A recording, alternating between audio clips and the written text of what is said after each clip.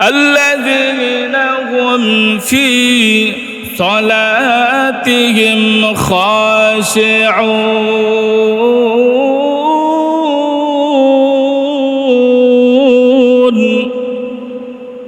যারা খুশু খুজুর সাথে নামাজ পড়ে তারা হলো ঈমানদার, তারা হলো মুমিন।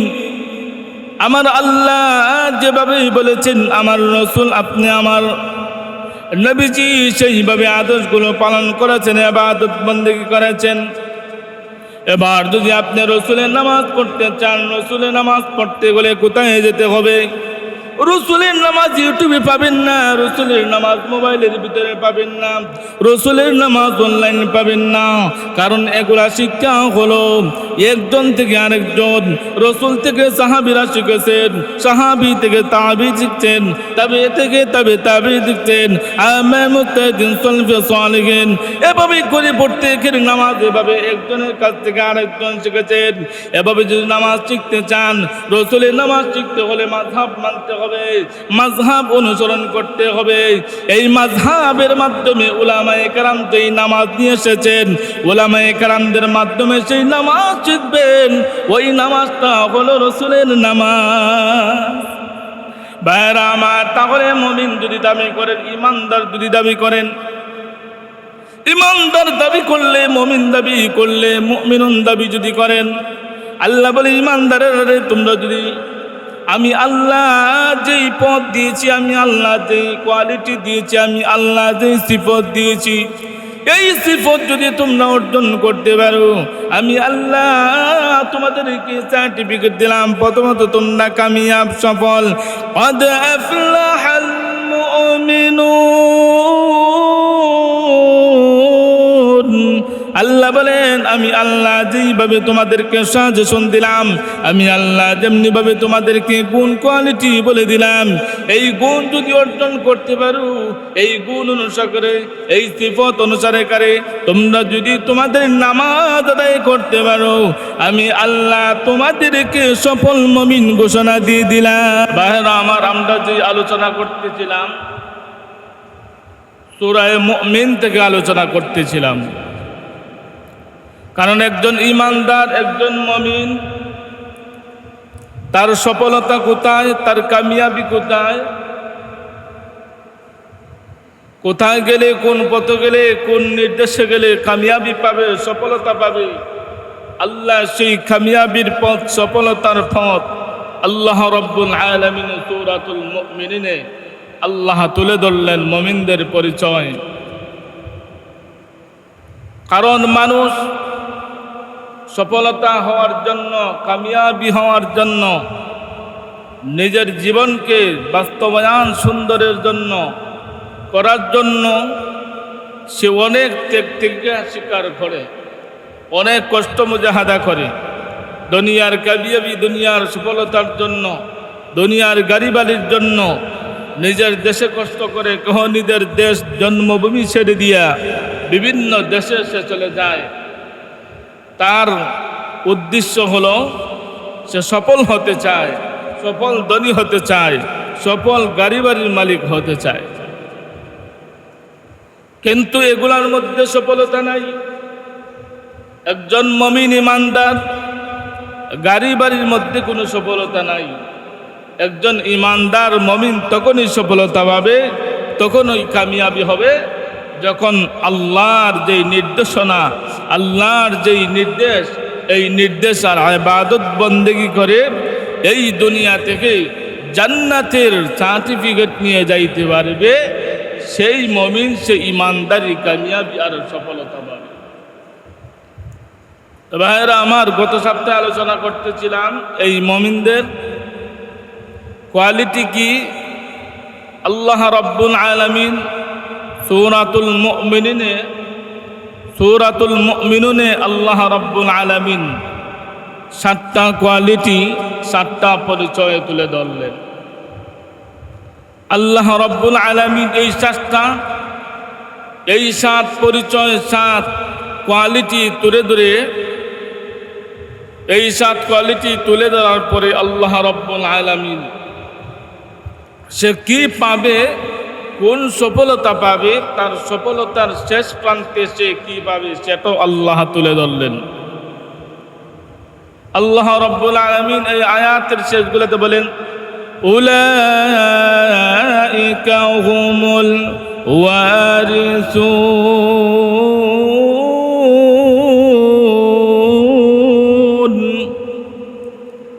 আল্লাহ বলেন সে ওয়ারিস সূত্র, ওয়ারিসদার হয়ে যাবে। ওয়ারিসদার সংক্ষেপে আমরা যেটা বুঝি, ওয়ারিস সূত্র যেটা বুঝি, ওয়ারিস মানে অন্যত্রের বিনা কষ্টে, কোনো কষ্ট করতে হয় না, বিনা কষ্টে সে মালিক হয়ে যায়। উদাহরণ, বাবার সম্পত্তির মালিক সে কষ্ট করে নিতে হয় না। বাবা যখন মারা যায়, বাবা যখন মৃত্যুবরণ করবে, ওয়ারিস সূত্রে সে বাবার কোটি কোটি টাকা যা কিছু থাকবে সব কিছুর মালিক ওয়ারিস সূত্রে হয়ে যাবে। এর দ্বারা এটার পিছনে তার কষ্ট করতে হয় না, এটার পিছনে তার কোনো ত্যাগতিকা স্বীকার করতে হয় না, ওয়ারিস সূত্রে মালিক হয়ে যায়। বাইরানার ঠিক তেমনি ভাবে আল্লাহ রাব্বুল আলামিন পৃথিবীর মানুষদেরকে জানায় দিলেন, ও ঈমানদার মুমিনেরা শোনো, আমি আল্লাহ রাব্বুল আলামিন তোমাদেরকে যেই কোয়ালিটি দিয়েছি, যেই সিফত দিয়েছি, যেই পরিচয় দিয়েছি, আমি আল্লাহ যেই কোয়ালিটিগুলো দিয়েছি, সিফতগুলো দিয়েছি, গুণগুলো দিয়েছি, বান্দারে এই সিফতগুলো আর গুণগুলো যদি তোমার মধ্যে আনতে পারো আর যদি অর্জন করতে পারো, আমি আল্লাহ তোমাদেরকে ওয়ারিসদার বানায় দিব। সুবহানাল্লাহ। এবার প্রশ্ন করতে পারে, হুজুর কিসের ওয়ারিস, কিসের ওয়ারিস হব, কোন জিনিসের ওয়ারিস হব? আল্লাহ রাব্বুল আলামিন কালামুল্লাহ শরীফের ওই আয়াতের পরে আরেক আয়াতে আল্লাহ জানায় দেন, আল্লাযীনা ইয়ারিসুনাল ফিরদাউস।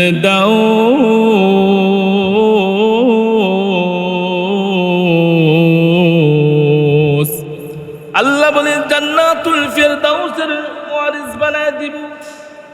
জান্নাতুল ফিরদাউসের ওয়ারিস বানায়া জান্নাতুল ফিরদাউস তোমাদেরকে দান করব।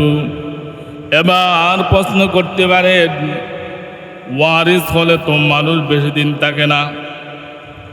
বাবার সত্য যদি, বাবার জায়গা যদি, বাবার সম্পদ যদি সন্তান পায়, ওয়ারিস সূত্রে আর থাকতে বেশি দিন পারে না। যখন সময় মৃত্যুবরণ করে তখন সময় তার এই ওয়ারিস সূত্রে তার সন্তান পায়, এরকম করে পরিবর্তন হতে পারে, এরকম করে পরিবর্তন হয়। ওয়ারিস সূত্রে একজনের কাছে জায়গা থাকে না, সম্পদ থাকে না, গাড়ি বাড়ির মালিক একজনের কাছে থাকে না, একজনের কাছ থেকে আরেকজন ওয়ারিস সূত্রে পায়। বাবার থেকে সন্তান পায়, ওই সন্তান থেকে তার সন্তান পায়, ওই সন্তান থেকে তার সন্তান পায়, এই সন্তান থেকে তার সন্তান পায়, এরকম করি উদল বদল হতে থাকি। আল্লাহ রাব্বুল আলামিন বলেন, ও পৃথিবীর বান্দা বান্দি শোনো, আমি আল্লাহ তোমাদেরকে জান্নাতুল ফিরদাউসের ওয়ারিস বানায়া তামি নাই, আমি আল্লাহ তোমাদেরকে আরেকটা সার্টিফিকেট দিলাম, হুম ফিহা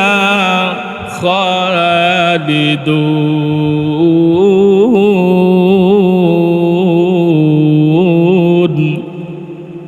তোমাদেরকে আবাদুল আবাদ সেই জান্নাত দেওয়া হবে, জান্নাতুল ফিরদাউস দেওয়া হবে, ওই জান্নাতুল ফিরদাউসদেরকে তোমাদেরকে দেওয়া হবে, ওই জান্নাতুল ফিরদাউস। আর কোনোদিন তোমার কাছ থেকে ওয়ারিস সূত্রে কেহ নেবে না, তুমি আবাদুল আবাদ এই জান্নাতুল ফিরদাউসের মালিক হয়ে যাইবা। ওই জান্নাতুল ফিরদাউস তোমার হাত থেকে আর ছাড়া হবে না। সুবহানাল্লাহ। ভাইরা আমার, তাহলে লক্ষ্য করে শুনুন, রাসূল করিম সাল্লাল্লাহু আলাইহি ওয়াসাল্লাম একদিন যখন এক মজমার মধ্যে বসে আছেন, সাহাবায়ে কেরাম তখন সময় বসে আছেন, সাহাবায়ে কেরাম বসা অবস্থায় আল্লাহ রাব্বুল আলামিন কোরআনের আয়াত নাযিল করলেন।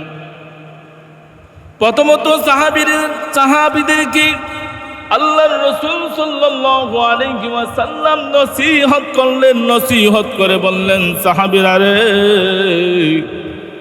তোমরা জান্নাতে যাইবা, জান্নাত পাইবা, জান্নাতে তোমরা যাইবা, ইবাদত বন্দেগী করো। সাহাবীরা তখন সময় আল্লাহর নবীকে বলে, ইয়া রাসূলুল্লাহ, ইয়া হাবিবাল্লাহ, নবীজি গো, আল্লাহ যে আমরা যে ইবাদত বন্দেগী করবে, আল্লাহ যে জান্নাত দিবেন, আল্লাহ যদি জান্নাত না দেয় তাহলে কি করব?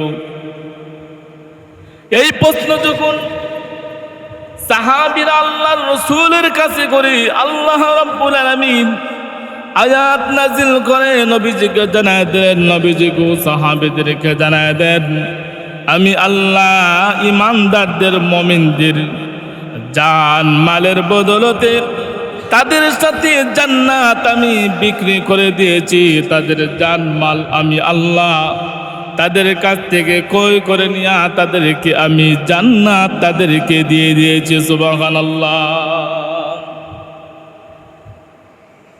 সাহাবীদেরকে এই কথা যখন আল্লাহর নবী জানায় দিলেন, এবার আল্লাহ রাব্বুল আলামিন এই সাহাবীদের প্রতি এই ঘোষণা দিয়া আল্লাহ রাব্বুল আলামিন তাদের সফলতা কোন পথে, তাদের সফলতা কোন লাইনে, তাদের সফলতা কোন দিকে আসবে, আল্লাহ রাব্বুল আলামিন তখন সময় তাদেরকে গ্যারান্টি দিয়ে দিলেন। কি গ্যারান্টি? আল্লাহ রাব্বুল আলামিন মুমিনদের গ্যারান্টি দিয়ে আল্লাহ সূরাতুল মুমিনুন নাযিল করে আল্লাহ জানা দিলেন, قد أفلح المؤمنون।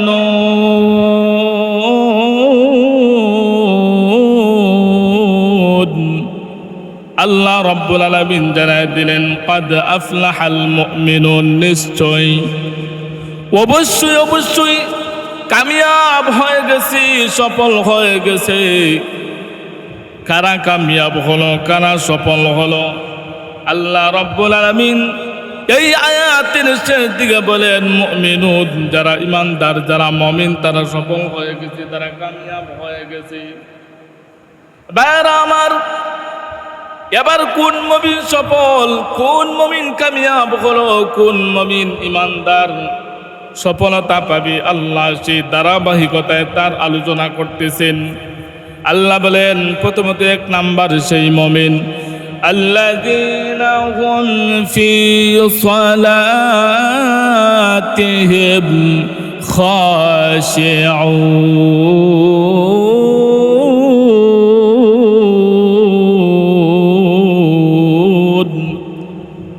আল্লাহ বলেন, মুমিনরা সফল হয়ে গেছে, মুমিনরা কামিয়াব হয়ে গেছে, মুমিনরা সাকসেসফুল হয়ে গেছে। এবার কোন মুমিনরা? আল্লাহ রাব্বুল আলামিন ওই মুমিনদের কোয়ালিটি, ওই মুমিনদের সিফাত, ওই মুমিনদের গুণগুলো আল্লাহ সূরাতুল মুমিনিনে তুলে ধরে আল্লাহ প্রথমে বলেন, আল্লাযীনা হুম ফি সালাতিহিম খাশিউন।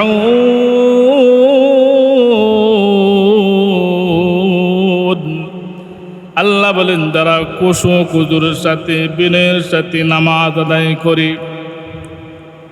এই নামাজ যারা খুশু খুজুরের সাথে, বিনয়ের সাথে, ধীরে ধীরে যারা নামাজ আদায় করবে, আল্লাহ বললেন তারা হলো এক নম্বরের কামিয়াব। তারা কামিয়াব হয়ে গেল, তারা সফল হয়ে গেল। ভাইরা আমার, এই সূরাতুল মুমিনিনের প্রথম দিক দিয়ে আল্লাহ 7 ধরনের 7 কোয়ালিটির মুমিনদের কথা আলোচনা করলেন এবং তুলে ধরলেন। আল্লাহ বললেন, যারা এই 7 গুণ 7 কোয়ালিটি যারা অর্জন করবে, আল্লাহ বলেন তারা ওয়ারিসুতে জান্নাতুল ফেরদাউসের মালিক হয়ে যাবে। এবার নামাজ, আমার নামাজ কেমন? আমার নামাজের ভিতরে খুশু খুজু আছে কিনা নাই? আমার নামাজ বিনয়ের সাথে হয় কিনা? এটা আমার দেখা দরকার। আমি যে ইমানদার দাবি করি, আমি যে মুমিন দাবি করি, আমি ইমানদার মুমিন দাবি করার পরে আমি কি সুন্দরভাবে ধীরে স্থিরে বিনয়ের সাথে খুশু খুজুর সাথে নামাজ আদায় করি না? আমি কি নামাজ আদায় করি কিনা এটা দরকার আছে। এটা দেখতে হবে। আমি যদি ইমানদার দাবি করি, আমি যদি মুমিন, আমি যদি মুমিন দাবি করি, তাহলে এক নাম্বার হলো মুমিনের এক নাম্বার কোয়ালিটি, এক নাম্বার যে সিফত, সেটা হলো নামাজ পড়তে হবে। শুধু নামাজ পড়তে হবে এমন না, নামাজটা পড়তে হবে খুশু খুজুর সাথে, বিনয়ের সাথে। কিন্তু বর্তমানে এই নামাজ নিয়ে বহু ফাইজলামি, এই নামাজ নিয়ে আমাদের সমাজে বহু বিতর্কতা। নামাজ আরবি নামাজ, বাঙালি নামাজ, আর একটা হইল রসুলের নামাজ। নামাজ কয়টা? মানে বর্তমান প্রেক্ষাপটে উলামায়ে কেরাম বলেন নামাজ এখন তিনটা হয়ে গেছে। একটা হলো আরবি নামাজ, আরেকটা হলো বাঙালি নামাজ, আর একটা হলো রসুলের নামাজ। এবার কিভাবে এগুলা? আরবি নামাজ কেন বলেন?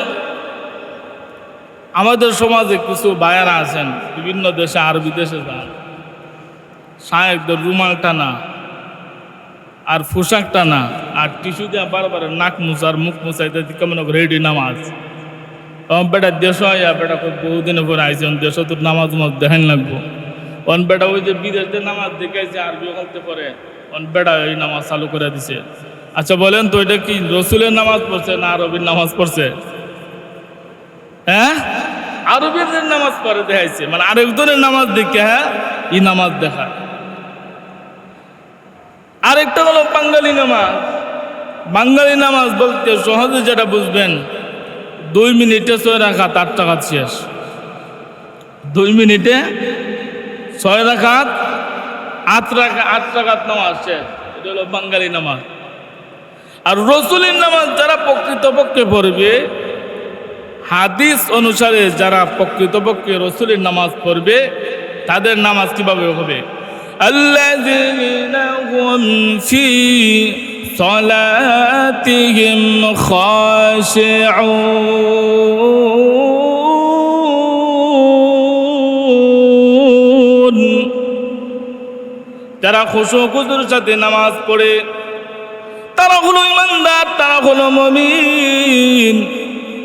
আমার আল্লাহ যেভাবে বলেছেন, আমার রসুল আপনি আমার নবীজি সেইভাবে আদেশগুলো পালন করেছেন, ইবাদত বন্দেগী করেছেন। এবার যদি আপনি রসুলের নামাজ পড়তে চান, রসুলের নামাজ পড়তে গেলে কোথায় যেতে হবে?